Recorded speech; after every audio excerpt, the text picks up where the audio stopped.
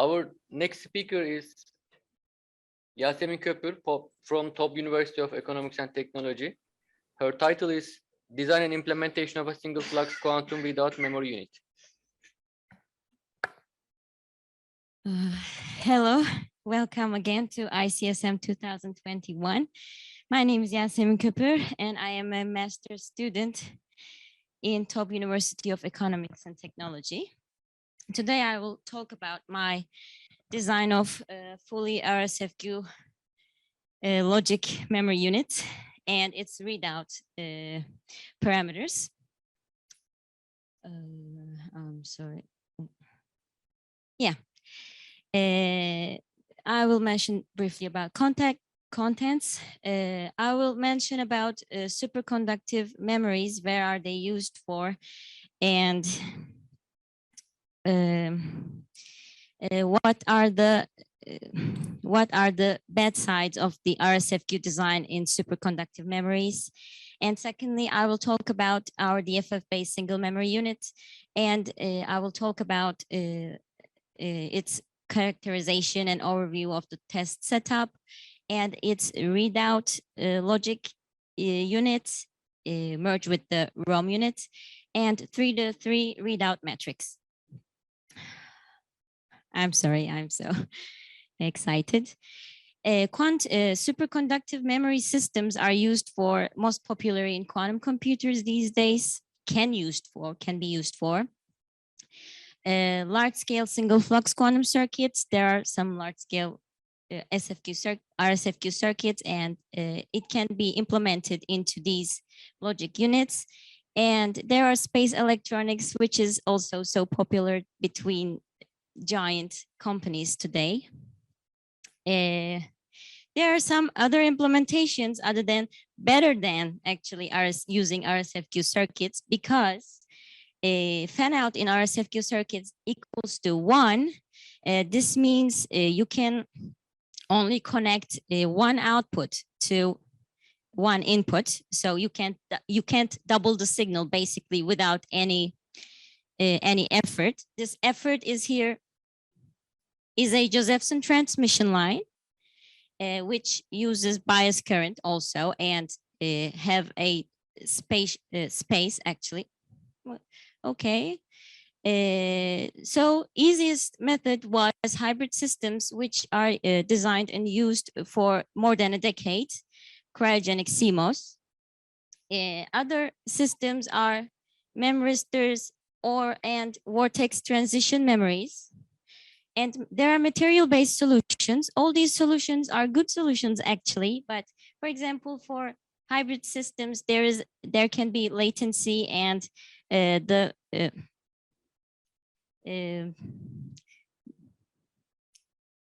can be holdbacks because of the transportation between two systems, CMOS and RSFQ circuits.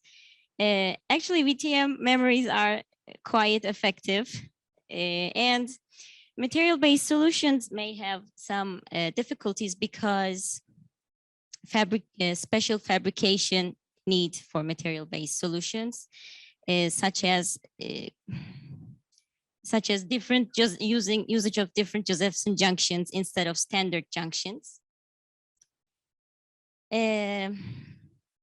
But the focus point in this work was a qubit readout application for us, because we saw this very efficient. Actually, it is the best method today, right now. It is presented in 2020, and its name is Josephson Arbitrary Waveform Synthesizer, and it is used for qubit readout systems. It has a, why isn't it? I'm sorry. It has a CMOS pattern generator here, and the line of 102 Josephson junctions to create these sinusoidal chirp signal to read the trans1 qubits, but it needs connect qubit by qubit to this pattern generator. So it didn't seem very effective for us, because we are implementing RSFQ logic units, already, and we wanted, if there can be a on-chip lookup table to implement this sinusoidal chirp signal without the pattern generator. We want to lose the pattern generator, and we want to use, instead of a RSFQ, lookup table. So in theory, this is the Josephson junctions differential equations, and this is the simulation of these differential equations based on our junctions that we used. Normally, when a junction is overbiased, such as this junction's critical current is 216, when it is overbiased over the critical current, there is a frequency infinite oscillation in junction, which is about 200 gigahertz, and it can be implemented as a logic 1 unit. So DFF circuit is one of the most fundamental circuits in the registers and memories, and it has also an entrance junction which can oscillate infinitely, as I said before. So we are overbiasing this junction, and this is the simulation of with increasing bias input and the junction's oscillation. And when we give constant clock signal, the output is like that. The response of the D flip-flop circuit is like that. Therefore, we created a test bench, and with our modified D flip-flop circuit, we created a test bench, and we proved that it works as we mentioned, expected before.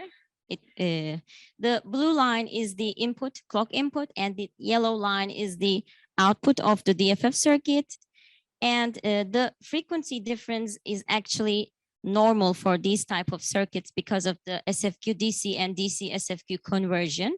There's a this is the characteristic of the DC SFQ conversion.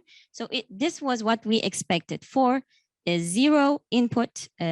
We gave zero bias here, and we have zero output. We gave over bias here, and we have one output. So this is logic 0, this is logic 1.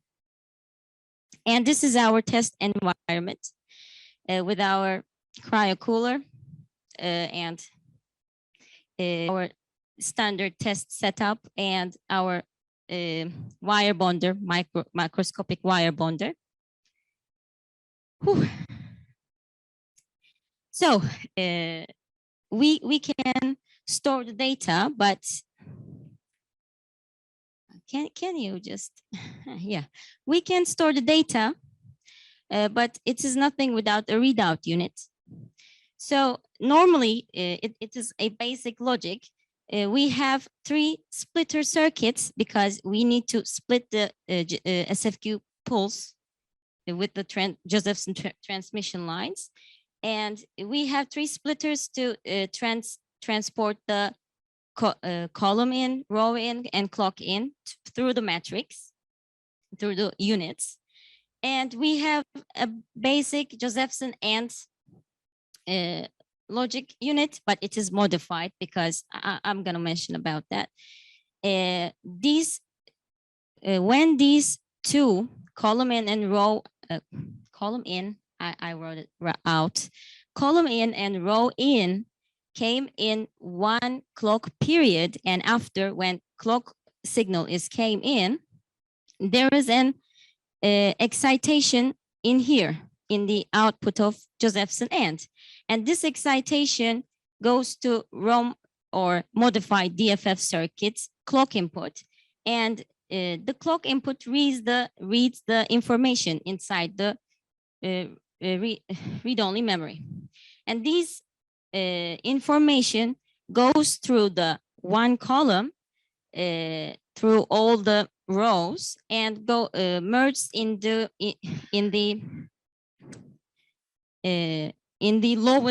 lowest unit, lowest row. So we are reading row by row, row by row. I'm sorry. We are reading row by row, and all this information goes down here with the confluence buffer here. Yes, this is my test bench for the merge circuit. I didn't show the whole entire circuit with its design.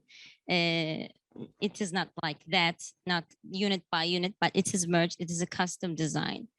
So this is the test bench for it. I'm sorry. For a scalable design of a new circuit, we need the appendable package, like the square package, to induce whole metrics through rows and columns and clock signals and transmit the clock signal. And each element must be act as non-destructive to other units nearby. So this time we didn't give any input to the read-only memory because it's a read-only memory and we don't need it. Instead, we provide its overbias with DC bias input of ROM, main bias we say. With generally the circuit inside is supplied with main bias. You can see the triangles in here. And we connected the overbias of the ROM unit to the main bias instead of giving a separate input. So this is the simulation pattern. We just used 5 meaningful combinations instead of 16. We have 4 input and 4 output, but we have 5 meaningful combinations because we already know that the circuit is not working without the clock, and the confluence buffer part, the merger part, works independently. It has its boundaries down to 5 picoseconds to distinguish incoming signals, but it works independently. So we didn't have to simulate that much of about confluence buffer. But here I gave signals through the confluence buffer, and only 2 of them come out. This is an error. This became a standard error for my circuit, but it is ignorable, I guess, because it only happens at the start for the very first signal. So it is just one error, but by this error, the total bias current of the circuit became 1.5 from 8 milliamperes. So these are the logic 0, 0, 0, 1, and 1, 0, and 1, 1. And you can see it only reacts in the situation of 1, 1. And I am giving constant clock to see the results. And it only gives the true response in the simulation.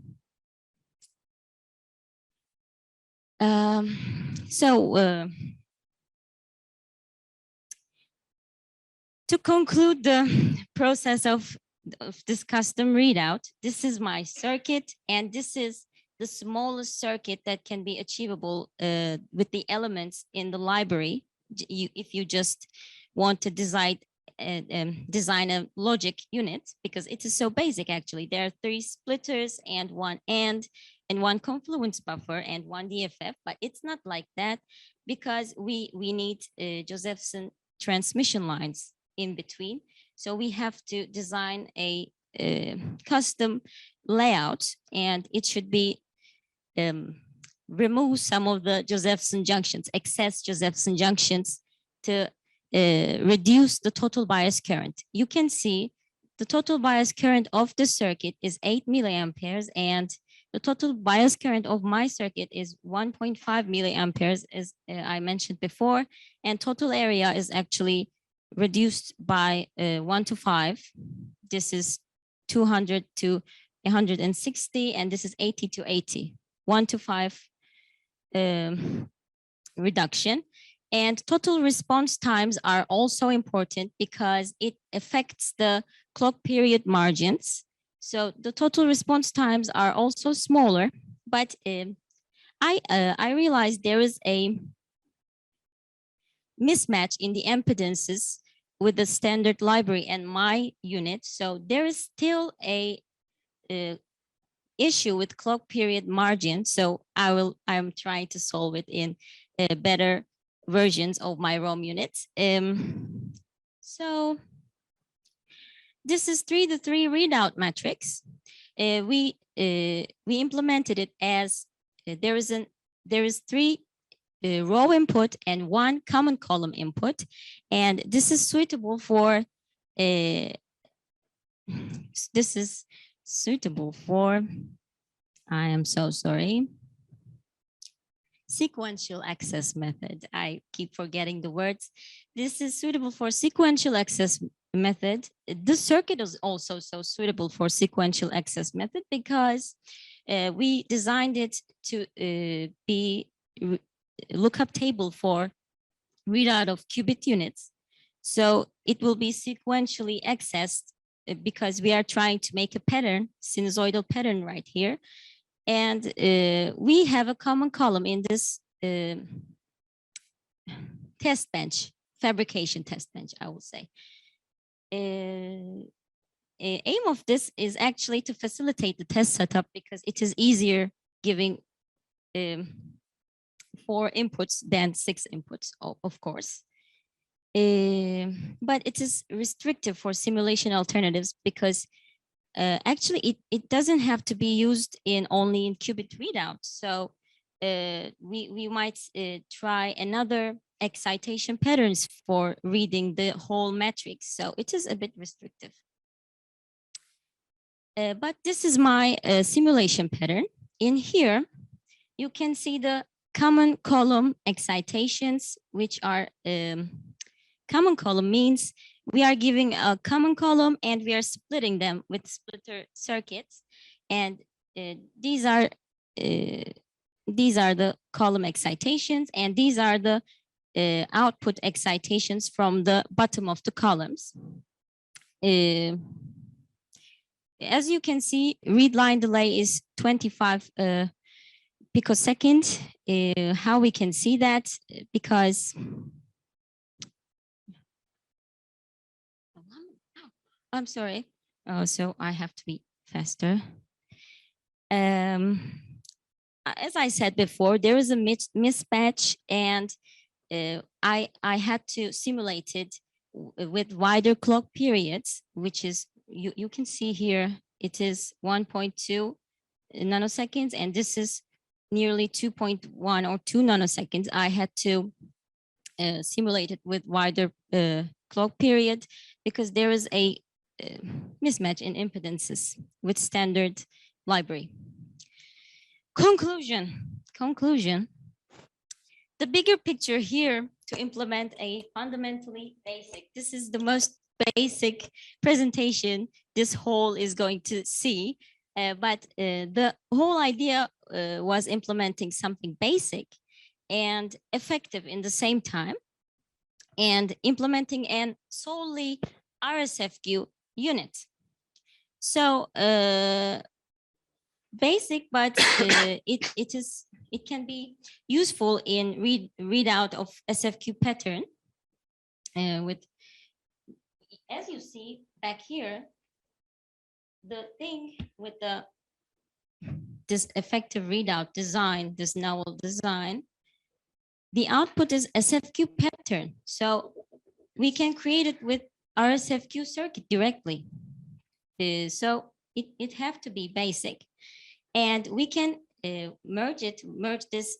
This is my circuit, and this is my actually one of my professor's circuit, which is presented today, actually this morning, SFQ splitter and voltage multiplier. This circuit also, this circuit is to create an qubit readout accurate SFQ signals, like fix the amplitudes and everything. And these were my objectives from the start, and these my new objectives. There is a total bias smaller than 1 milliampere version is coming, but it is not optimized yet. And we need a matrix characterization because all these were simulations, and fabrication was late because of the COVID pandemic.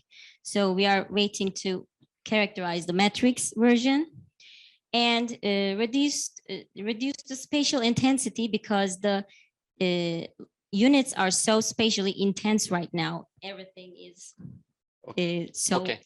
close. Thank you. Yes, thank you for listening. We thank the speaker. Unfortunately, we don't have time, but we have coffee break. So during the coffee break, if you have questions, please ask the speaker.